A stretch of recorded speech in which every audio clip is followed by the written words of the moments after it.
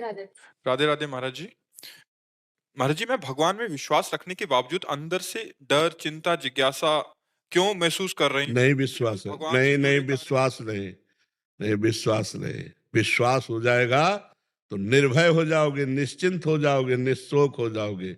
विश्वास अभी नहीं है, अभी जबान से विश्वास है, हृदय से विश्वास नहीं है। नहीं, हृदय से विश्वास हो जाएगा ना तो मृत्यु भी महामहोत्सव लगती है। और डर किस बात का? जब हम भगवान के हैं और भगवान सर्वत्र है तो मेरे पास भी है, भगवान सबके है तो मेरे भी है, भगवान सब समय में है तो इस समय में भी है, भगवान सबकी रक्षा करते हैं तो मेरी भी रक्षा करेंगे। फिर मुझे डर किस बात का? हाँ, डर तब होगा जब अज्ञान बना रहेगा, कोई पापाचरण होंगे, कोई छल कपट होंगे तो फिर आपको डर बना रहेगा, चिंता बनी रहेगी, भय बना रहेगा। निष्पाप पुरुष, परमात्मा में दृढ़ विश्वास रखने वाला कभी भयभीत नहीं होता। भय का कारण होता है हमारी गलती, पक्की समझ लो। ये हम शास्त्र सम्मत बात कर रहे हैं। भय का कारण होता है हमारे पूर्व में किया हुआ पाप। वो पाप हमको भय रूपी ब्याज दे रहा है और मूल दंड तो आगे मिलेगा जब वो फलीभूत होगा। भय भय तो प्रारंभ से ही होने लगेगा। जब हमारे द्वारा गलतियां होंगी तो हम खुद अपने न्यायाधीश बने और अपनी डायरी को जांचे कि हमने कितने अपराध किए हैं। उन्हीं का फल है ये ब्याज। जो ब्याज होता है ना पैसे का, वो है भय, चिंता, शोक, उद्विग्नता। और उसका दंड जब आएगा तो वो बड़ा विचित्र होता है। इसीलिए कभी पाप ना करें। वो भूल से, भोगों की लालसा से पाप हो जाते हैं। जैसे अभी समय बहुत जिनको पाप ही नहीं समझा जाता, जैसे भ्रूण हत्या है, गर्भ हत्या है, व्यभिचार है, इसको पाप ही नहीं समझा जाता। व्यभिचार को मनोरंजन समझा जाता है। हाँ, बोले थोड़ा सा लड़के में कमी थी, बच्चे में, इसलिए निकलवा दिया। निकलवा नहीं दिया, हत्या कर दी।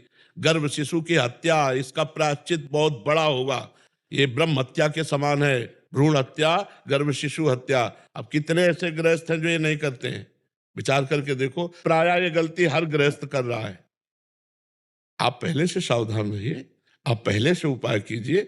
अगर कोई बच्चा विकलांग या किसी अंग से हीन या कैसा भी पैदा हो रहा है तो तुम्हारा भी प्रारब्ध कटेगा, उसका भी प्रारब्ध कटेगा। हत्या कर दोगे तो तुम्हारा प्रारब्ध डबल जुड़ गया, अब जो भोग होगा फिर भोगना पड़ेगा। बहुत विचित्र, समझो बहुत विचित्र। अगर आप धर्म के विरुद्ध चलेंगे तो भयभीत रहेंगे, शोकित रहेंगे, उद्विग्न रहेंगे, चिंतित रहेंगे। सफाई हमारे सामने पेश करने की जरूरत नहीं किसी को कि मैंने ऐसा कभी कोई पाप नहीं किया। नहीं, तो हमें भय, चिंता, शोक तभी मिलेगा, मान लो हमारा अंतःकरण किसी कर्म के प्रभाव से प्रभावित है। नहीं तो भय किस बात का? किस बात का भय? आप विचार करो, किस बात का? सबसे बड़ा भय होता है मृत्यु का। तो मृत्यु में भगवान ने कहा कि समस्त विभूतियों में हरण करने वालों में मैं मृत्यु हूं, तो मेरे श्री कृष्ण ही तो मृत्यु है। फिर उनसे क्या डरना? नरसिंह रूप भगवान ने रखा तो प्रहलाद जी को डर लगा क्या? दौड़ के चले गए भगवान के पास। तो हमें लगता है नाम जप करो, भगवान से प्रार्थना करो और भयभीत होने की जरूरत नहीं है। नाम में इतनी सामर्थ्य कि पूर्व के जितने पाप हैं उन सबको भस्म कर देगा। नाम संकीर्तनम यस्य सर्व पाप प्रणाशनम। और भगवान की शरण में हो तो कह रहे हैं हम तो हम सर्व पापेभ्यो मोक्षयिष्यामि मा शुचा। मेरी शरण में हो जाओ, मैं तुम्हारे सारे पाप नष्ट कर दूंगा। सन्मुख होए जीव मोहि जब ही जन्म कोटि अगना। करोड़ों जन्मों के पाप नष्ट हो जाते जब जीव भगवान के चरण शरण में आ जाता है। तो ये बात समझ में आई? केशव भाटिया जी। राधे राधे महाराज जी। जी राधे राधे महाराज जी। महाराज जी, वास्तविक दैन्यता का प्रादुर्भाव कैसे हो? अभी तो ऊपर ऊपर से कह देते। हाँ, ये केवल गुरु कृपा से होता है, दूसरा कोई साधन नहीं। साधन करो तो अहंकार पुष्ट होता है, मैं अमुक अमुक अमुक। लेकिन जब गुरु कृपा का आश्रय लिया जाता है तब लगता है गुरु कृपा से सब हो रहा है।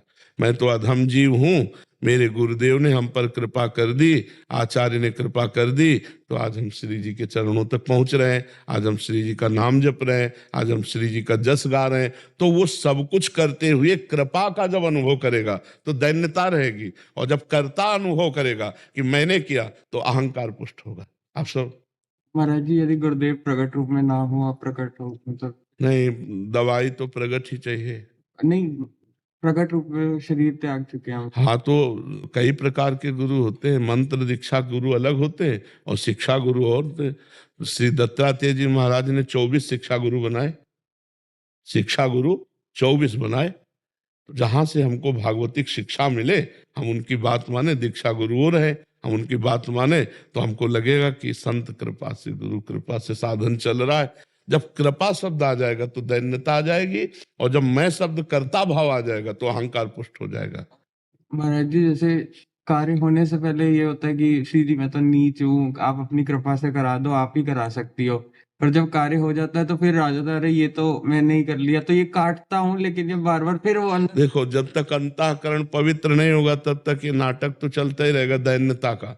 और जब अंतःकरण पवित्र हो जाता है, जैसे जिस वृक्ष की डाली में अधिक फल लग जाते हैं तो झुक जाती है, तो तृणादपि सुनीचेन तरोरियु सहिष्णुना अमानिना मान देन कीर्तनीया सदा हरि। सबसे छोटा जो बन जाता है वही दैन्य होता है। कब दिखाई देगा? जब सब में अपने इष्ट दिखाई देंगे। सर्वानुवस्तुतया निरीक्ष परम स्वाराध्य बुद्धिर्मम। जब मेरे इष्ट देव राधा वल्लभ लाल सब में विराजमान है तो हम उनके सेवक हैं, तो हमारे अंदर दैन्यता है, सब में मेरे प्रभु हैं, सब में। और जब तक प्रभु सब में नहीं दिखाई देते तब तक बनावटी दैन्यता होती नहीं। असली दैन्यता में यही आएगा, प्रभु देखो अभी तक तो हम ही कहते थे कि हम पामर अधम हैं, आज गवाही मिल गया, और जिसकी गवाही पक्की हो तो अब तो कृपा कर दो ना। वो दोष नहीं देखेगा, वहां वहां गुण भाव देखेगा कि इसने हमें सपोर्ट किया और भगवान के हमें कृपा पात्र बना। ये दैन्यता, पर ये दैन्यता बाजार में नहीं मिलती, ये गुरु कृपा से ही आती है। जब हमें हर समय गुरु कृपा का भाव रहेगा तो दैन्यता आ जाएगी कि कितनी कृपा है, ये गुरु कृपा है। मूकम करोति वाचालम पंगुम लंघयते गिर। हर जगह कृपा ही कृपा दिखाई दे। मतलब हमारे शरीर की सामर्थ्य एक कदम चलने की नहीं है, कृपा। तब कृपा का अनुभव होता है जब हम विपत्ति में होते हैं, संकट में होते हैं, फिर भी हम दुखी ना हो, हम घबराए नहीं, तब लगता है ये तो भगवान की कृपा है, उन्हीं की कृपा से सब होता है। वास्तविक कृपा से हो रहा है। कठपुतली बार बढ़िया नाच रही है, वो अपने को समझे कि मैं बहुत बढ़िया नाच रही, तो नहीं भैया, पर्दे के पीछे अंगुलियां चल रही किसी और की। तो उमा दारू जोशित की नाई, समय नचावत राम गोसाई। जैसे कठपुतली नहीं नाचती, ऐसे भगवान चराचर जगत को नचा रहे हैं, तो उन्हीं के अनुसार हम नाच रहे हैं। और कर्ता भाव होने के कारण फिर हमें भोगना पड़ता है शुभ अशुभ का।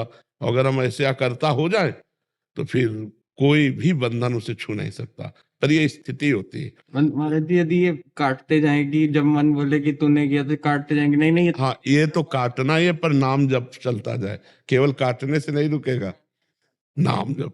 मतलब हमारे पास डिलीट करने का, हर प्रोग्राम डिलीट करने का नाम है। अगर नाम नहीं तो वो प्रोग्राम, जैसे ये क्यों ऐसा आ रहा है, तो वो पुष्ट हो रहा है, द्वेषात्मक चिंतन हो रहा है ना, या रागात्मक चिंतन हो रहा है। और जब राग न द्वेष, राधा राधा राधा श्री हरिवंश राधा वल्लभ श्री हरि, वो कट रहा है, वो कटता चला जाएगा। नाम प्रत्येक पल तुम्हारे मन को निर्मल करता जा रहा है, तभी तो गंदगी निकलती भजन के समय। भजन करते समय देखो दुनिया का प्रपंच उसी समय याद आता है, तो वो नाम डिलीट कर रहा है, निकाल रहा है, मन में छुपी हुई दुर्वासनाएं उनको नष्ट कर रहा है। राधे राधे महाराज जी। गुरुजी, हम सही और गलत की परख कैसे करें? विवेक से।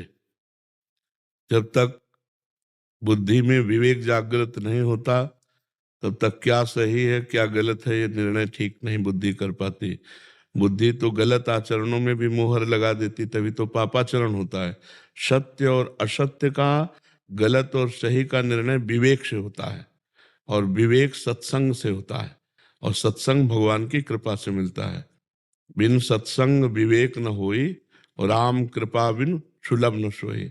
श्री हरिवंश विवेक परम। जब हमारे अंदर विवेक जागृत हो जाता है तब सत असत का तुरंत निर्णय होता है, ये गलत है, ये सही है, ये करना चाहिए, ये नहीं करना चाहिए। इसलिए विवेक कोई बाजार में नहीं प्राप्त होता। विवेक को जागृत करने के लिए नाम जप करो, दूसरों का हित करो, और सत्संग सुनो, समय मिले तो शास्त्र स्वाध्याय करो, तो इससे विवेक जागृत होगा। ज्ञान, वही ज्ञान निर्णय कर पाता है कि ये गलत है कि सही। और जब तक भजन नहीं होगा तो निर्णय भी हो जाने पर भी आप टिकोगे नहीं, आप गलत में फिसल जाओगे। जैसे आपको जानकारी है कितने ऐसे गलत काम आप किए जो पता है कि गलत है, नहीं करना चाहिए, पर फिर भी हो गए। क्यों हो गए? आपकी जानकारी का प्रयोग क्यों नहीं हुआ? क्योंकि आपके पास नाम बल नहीं है। श्री हरिवंश नाम बल लहो, अपने मन भाई सब कहो, रहो शरण हरिवंश की। जो भगवान के आश्रित होकर, प्रभु के आश्रित होकर नाम जप करता है, तो ये गलत है, नहीं करना चाहिए, तो वो नहीं करेगा। क्योंकि निर्णय तो ठीक हो गया, लेकिन उस निर्णय पे चलने की सामर्थ्य चाहिए। ज्ञान जानकारी तो बहुतों को है, लेकिन जानकारी का सही प्रयोग सही समय पर हो जाए, तो वो जानकारी नहीं, बोले यार पता तो हमको था, हमारे मन में आया था कि ना करें, पर हमने कर लिया। तो इसलिए सही जानकारी का सही प्रयोग करने के लिए नाम जप, सत्संग, शास्त्र स्वाध्याय और परोपकार, ये 4 बातें अपने दिमाग में बैठा लो। नाम जप, सत्संग, शास्त्रों का स्वाध्याय और परोपकार, इससे विवेक जागृत हो जाएगा और विवेक सही गलत का निर्णय करेगा और सही मार्ग में चलने के लिए आपको सामर्थ्य देगा। आपके चरणों में दंडवत प्रणाम। मैं ये प्रश्न करना चाह रहा था, गुरुजी के सफल जीवन का क्या सार है और अपने जीवन को हम किस मायने में सफल बना सकते हैं? हाँ, सफलता की जो चरम सीमा है उसे कहते हैं निर्भय, निशोक, निश्चिंत। वो जागतिक किसी पद प्रतिष्ठा से नहीं होता। जग का कोई भी संसार का पद या कोई भी धन वैभव आपको निश्चिंत नहीं कर सकता, निशोक नहीं कर सकता, निर्भय नहीं कर सकता। सबको सब प्रकार से भगवान की शरण में होकर और अपने कर्तव्य को भगवत पूजा मान करके किया जाए, भगवत स्मरण युक्त, तो सफल जीवन हो जाएगा। सबको चाहिए सब प्रकार से भगवान की शरण, मन से, वाणी से, स्वयं से, सारी चेष्टाओं से। और जो कर्तव्य कर्म किया जा रहा है, जैसे आप टीचर हो या आप डॉक्टर हो या जो भी आप हैं, अपने कर्तव्य को भगवान की पूजा मान करके किया जाए और भगवान का स्मरण किया जाए, तो सफलता निर्भय, निश्चिंत, निशोक स्थिति है। नहीं तो सफलता क्या, अगर बार बार जन्म मरण होता रहा, भला इसको सफलता कहते हैं कि हमारा सुंदर मकान हो गया, हमें डिग्री मिल गई, हमें कोई पद मिल गया, बढ़िया बैंक बैलेंस हुआ, बढ़िया ब्याह हुआ, संतान हुई, और जब मरे तो सब कुछ छूट गया। अब फिर वहीं से शुरू होगा, काका गागा से। बार बार अनंत जन्मों से यही हम भूल करते चले आ रहे, तो हमारी क्या सफलता रही? पिछले जन्म में आप कितने सफल थे या निष्फल थे, इस जन्म में उसका क्या प्रयोजन? तो सफलता वो जो इस जन्म के बाद हम कर्म बंधन से बंध करके ना आवे तो कर्म बंधन मुक्त होकर आवे और लाखों को कर्म बंधन मुक्त करे, उसे सफलता कहते हैं। भगवान से चित्त का जुड़ जाना सफलता है। जैसे चक्रवर्ती सम्राट अम्बरीश जी हैं, पर सावई मना कृष्ण पदार बिंदु, उनकी स्थिति हर समय भगवदाकार है। यही जीवन की सफलता है, जो मृत्यु के भय से मुझे बचा ले, जो जन्म मरण के चक्र से मुझे बचा ले, और जो मुझे निश्चिंत कर दे, जो मुझे निशोक कर दे, जो मुझे निर्भय कर दे, वो केवल भगवान का नाम और भगवान की शरणागति है। नहीं कोई भी पद हो निश्चिंत नहीं है। हमारी जो सफलता है वो निश्चिंतता है, निशोकता है, निर्भयता है। वो होती भगवान की शरण में होकर भगवान का स्मरण करते हुए अपने कर्तव्य को पूजा मानना। जैसे बच्चे हैं, इनका अभी प्रधान कर्तव्य है विद्या अध्ययन, गुरु आज्ञा का पालन और चरित्र की पवित्रता। हम बच्चों में यही भावना डालते हैं कि ऐसे गंदे बच्चों का संग न करो जो गंदी बातें सिखाते हैं, जो गंदे आचरण की बात करते हैं। तुम्हारा भजन इस समय विद्या है। अगर तुम बहुत नम्रता पूर्वक गुरुजनों से व्यवहार करोगे और गुरुजनों की आज्ञा का पालन करके विद्या अध्ययन करोगे, तो आप हमारे भारत के बहुत बड़े कोई सुधारक बन जाएंगे। एक आदमी सुधर जाए तो सैकड़ों को सुधार सकता है। नहीं, आजकल के बच्चे ऐसे उद्दंड होते चले जा रहे हैं, ना माता पिता की मानना, ना टीचर। एक बहुत टीचर बड़े उसके स्कूल के थे, वो बड़े दुखी थे कि अगर मैं समझाना चाहूं तो बच्चे हमारी बात काटते हैं, शासन करने की अनुमति नहीं है।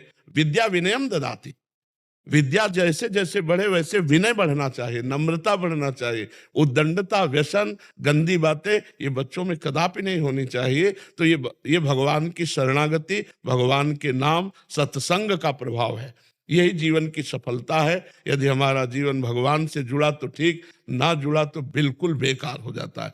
महाराज नहुष, देखो सफलता जिसे कहते हैं, यहाँ के चक्रवर्ती सम्राट थे और इतना पुण्य किया कि देवराज इंद्र पर पद पर बैठे और इसके बाद इंद्राणी से गलत भावना की ना, तो उसके परिणाम स्वरूप अजगर योनि को प्राप्त हुए। क्या सफल हुए? निष्फल हुए। भगवान से विमुख पुरुष चक्रवर्ती राजा हुआ, इंद्र के पद पे गया और वहां गलत व्यभिचार की भावना इंद्र पत्नी सची के प्रति की, तो ऋषियों ने शाप दे दिया, अजगर बन गए। सफलता भगवान का आश्रय, अपने कर्तव्य का धर्म पूर्वक पालन और नाम जप, भगवान का जितना बने नाम जप करो। इसमें आपको कोई संशय? राधे राधे महाराज जी, आपके चरणों में कोटि कोटि प्रणाम। महाराज जी, इन 3 प्रश्नों को जानने की बहुत जिज्ञासा है, कृपया करके बताएं कि मैं कौन हूं, मैं कहां से आया हूं और मैं कहां जा रहा हूं। ये तो आप देखेंगे कि आप जा कहाँ रहे हैं।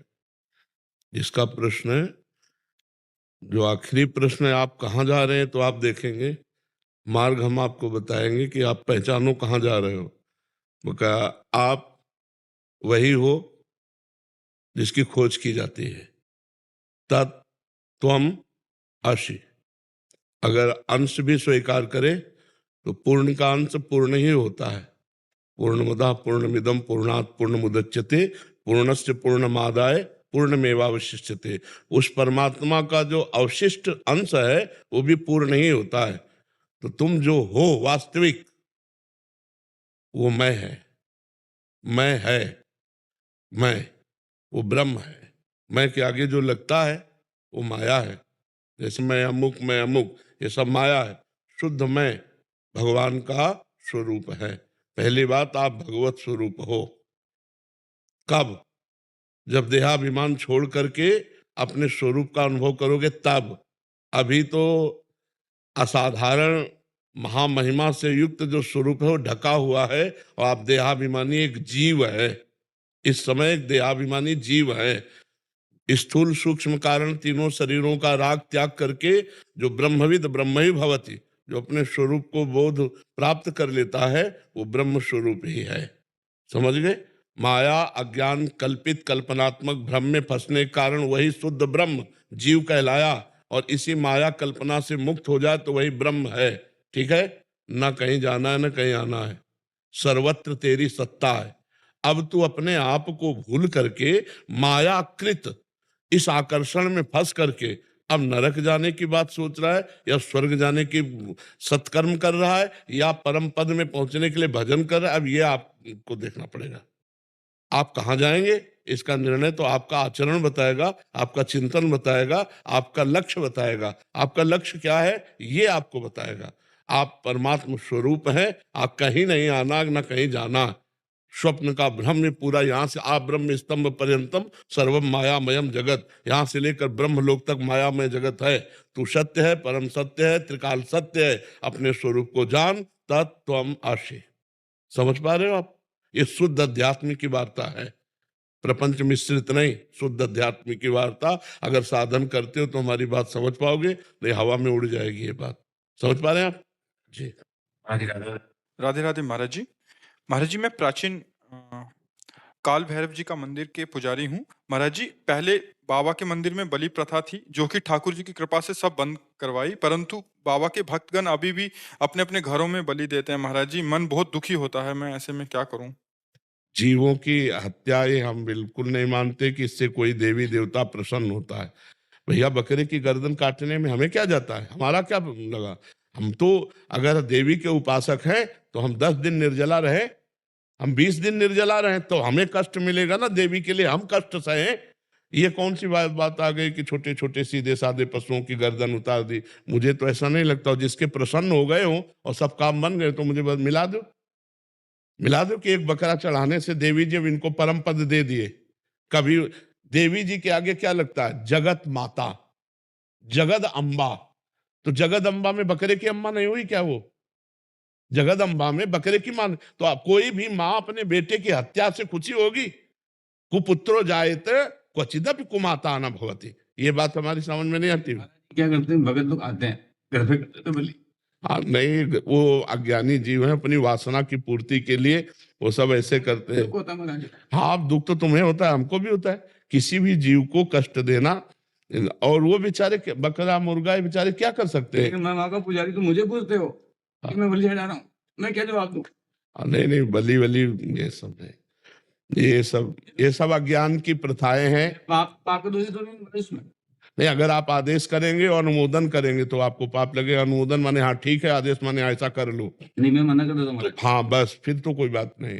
अनुमोदन, कर्ता और प्रेरक, तीन को बराबर हिस्सा मिलता है, चाहे पाप का हो चाहे पुण्य का हो। मैं तो मना कर देता हूँ। तो बस खत्म।